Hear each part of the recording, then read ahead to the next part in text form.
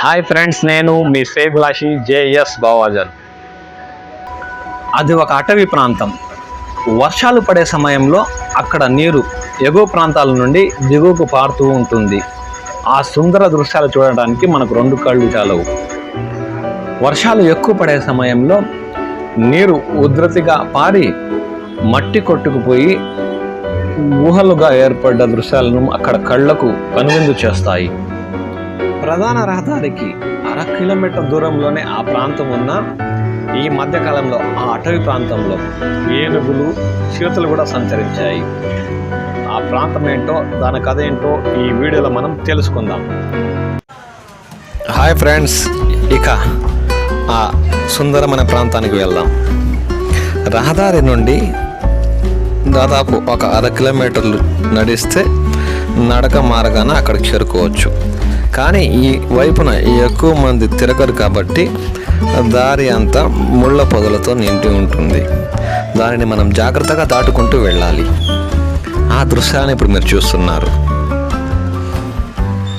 ఈ మధ్య వెలుగ కాస్తున్న ఎండలకి ఈ చుట్టుపక్కల ఉన్న బోత చెట్లు అంటారు వీటిని, ఇవన్నీ బాగా ఎండి మాడిపోయి ఉన్నాయి.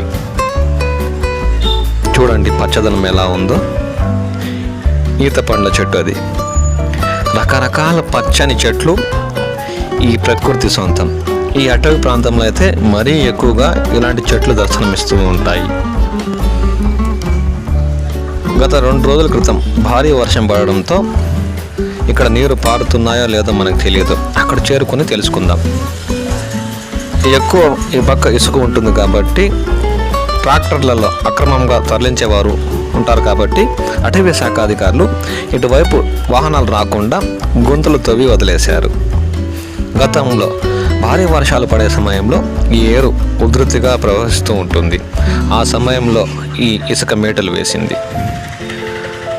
ఉదయాన్నే ఈ మార్గాన వెళితే పచ్చని చెట్ల మధ్య చల్లని గాలి వీస్తూ కిలకిల రావాలు వింటూ మనసుకు చాలా సంతోషాన్ని ఇచ్చే దృశ్యాలు ఇక్కడ మనం గమనించవచ్చు.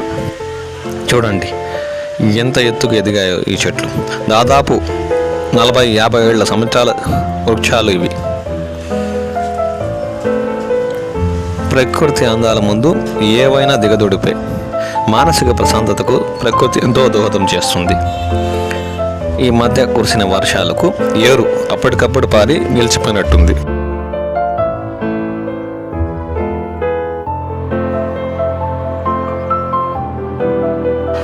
ఈ కొండల మధ్య శుద్ధ మట్టితో ఏర్పడిన పెద్ద పెద్ద మట్టి దెబ్బలు ఉన్నాయి. వాటికి గతంలో కురిసిన వర్షాలకి నీటి ఉధృతి తాకి అవి వివిధ ఆకారాల్లో తయారయ్యాయి. అవి కూడా తాబేలు, స్టార్స్, వివిధ ఆకారాల్లో మనకి అక్కడ కనులకు కనువిందుగా దర్శనమిస్తాయి. ఆ దృశ్యాలని మనం ఇప్పుడు చూస్తున్నాం. చూడండి శుద్ధ మట్టి దిబ్బలు వరద నీటి తాకిడికి ఎలా తయారయ్యాయో. వివిధ భంగిమలు అవి మనకు కన్నులకు కనువిందుగా కనిపిస్తాయి. పాము పుట్టలాగా రకరకాల ఆకారాలు అక్కడ మనకు దర్శనమిస్తాయి. ఈ ఏరు పక్కనంతా శుద్ధమట్టి దిబ్బలు చాలానే ఉన్నాయి. ఇలా వరద ఉధృతికి కోతకు గురైన ఈ దిబ్బలను వివిధ ఆకారాలుగా ప్రకృతి మార్చింది.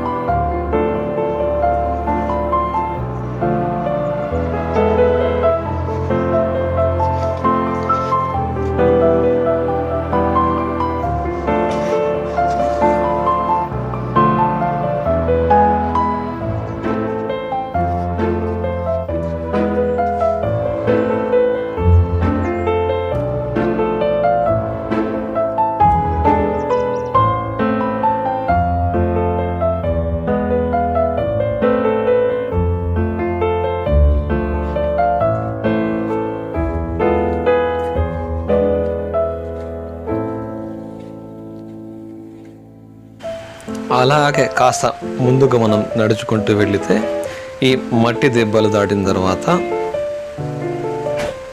వాగు ప్రవహించే దారి మనకు కనిపిస్తుంది. ఇలా ముందుకు వెళ్తే మరికొన్ని సుందర దృశ్యాలు మన కంట పడతాయి.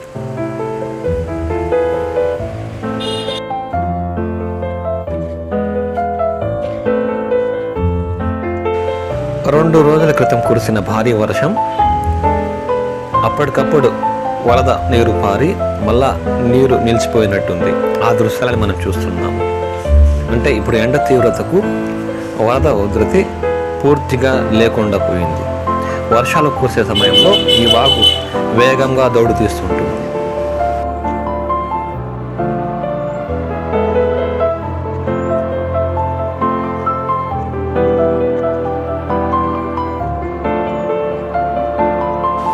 భారీ వర్షాలు కురిసే సమయంలో వరద ఉధృతికి ఈ మట్టి దెబ్బలు కోతకు గురైన దృశ్యాలను మీరు చూస్తున్నారు. అంటే నీరు ఎంత వేగంగా పారుతుందో మీరే ఊహించుకోండి. ఇంత లోతుకు భూమి తెగి కోతకు గురవ్వాలంటే వాగు ఎంత వేగంగా ప్రవేశిస్తుందో మనం అంచనా వేసుకోవచ్చు. ఆ దృశ్యాన్ని మీరు చూస్తున్నారు.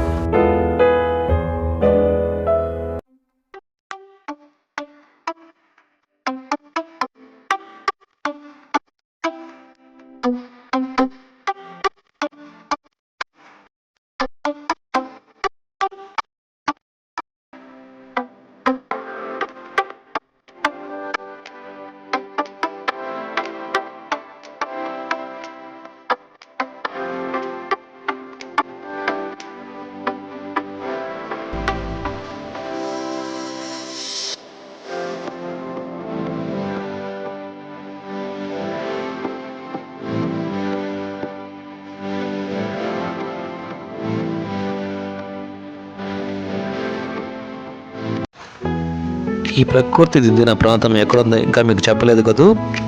కల్లూరు ఘాటు రోడ్డు నుండి కొమిరెడ్డి గారిపుగా వెళ్లే దారిలోని శేషాపురంకి 1/2 కిలోమీటర్ యువతల రైట్ సైడ్ తీసుకుంటే దాదాపు 1/2 కిలోమీటర్ దూరంలో ఈ వాగు ఉంది. వర్షాకాలంలో అయితే ఇక్కడ సుందరమైన దృశ్యాలు మనం వీక్షించవచ్చు. ఇది విశాలమైన అటవీ ప్రాంతం కావడంతో ఈ మధ్య రహదారిపై చిరుతల సంచారం ఎక్కువగా ఉందని వాహనదారులు తెలిపారు. అలాగే ఈ మధ్యకాలంలో పలన్మేర అడవుల నుండి ఏనుగుల మంద ఇటువైపు వచ్చి చాలా రోజుల మేరకు ఈ పక్కే సంచరించినట్లు అటవీ శాఖ అధికారులు తెలిపారు. వర్షాకాలంలో ఈ ప్రకృతి సిద్ధమైన ప్రాంతంలో పర్యటించాలంటే తగు జాగ్రత్తలు తీసుకుని రావాల్సి ఉంటుంది. మిత్రులారా, తస్మాత్ జాగ్రత్త.